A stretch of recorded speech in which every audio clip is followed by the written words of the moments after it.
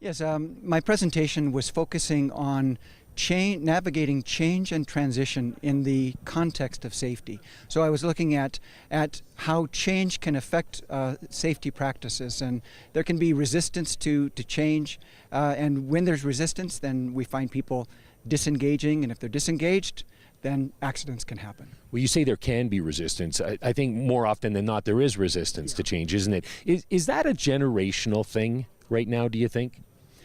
I wouldn't say it's generational. I think every one of us, when confronted with some major change, there's going to be that first reaction of, oh no, what does this mean for me?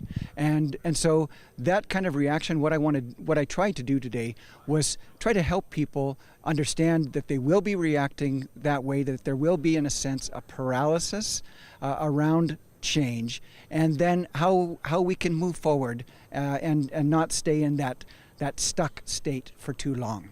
You talked about the oil industry and the economic downturn. Of course, safety is paramount now because there may be less people doing the jobs. How do you get people then to accept what is going on? Because that was one of the key messages that you had as well. Well, I think it's important for people from top to bottom, from all the different parts of the industry.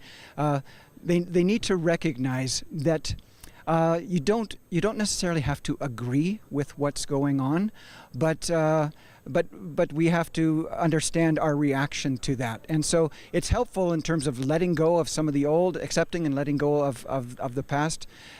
It's helpful for us to know that others understand how difficult that is. And so if even management says, we know this is a difficult change, we want to help you understand in terms of 3 key areas. What is the change? We want to articulate that very carefully.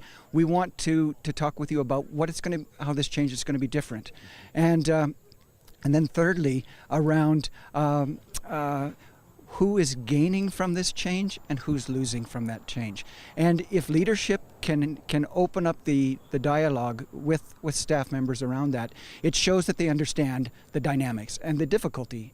And having done that, then that gives people that gives them more tools to be able to say, okay, I may not like this, but I'm now more enabled to accept and let go.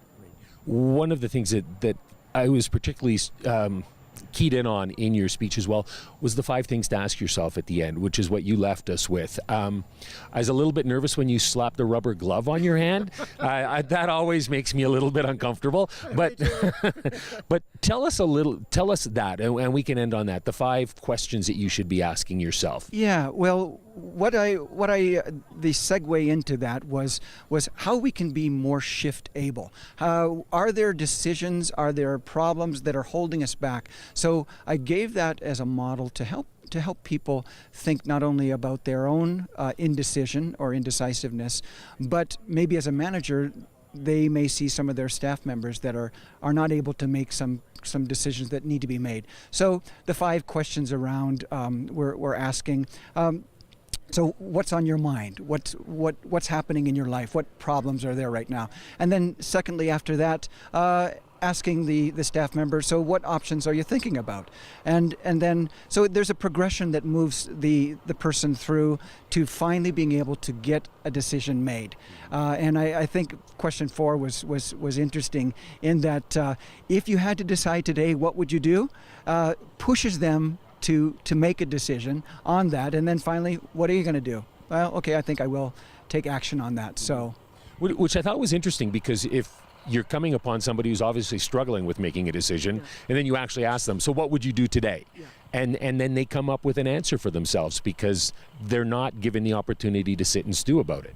That's right, yeah. So it puts a little bit of a pressure, but again, it puts the onus on the individual for them to take responsibility for their own decisions.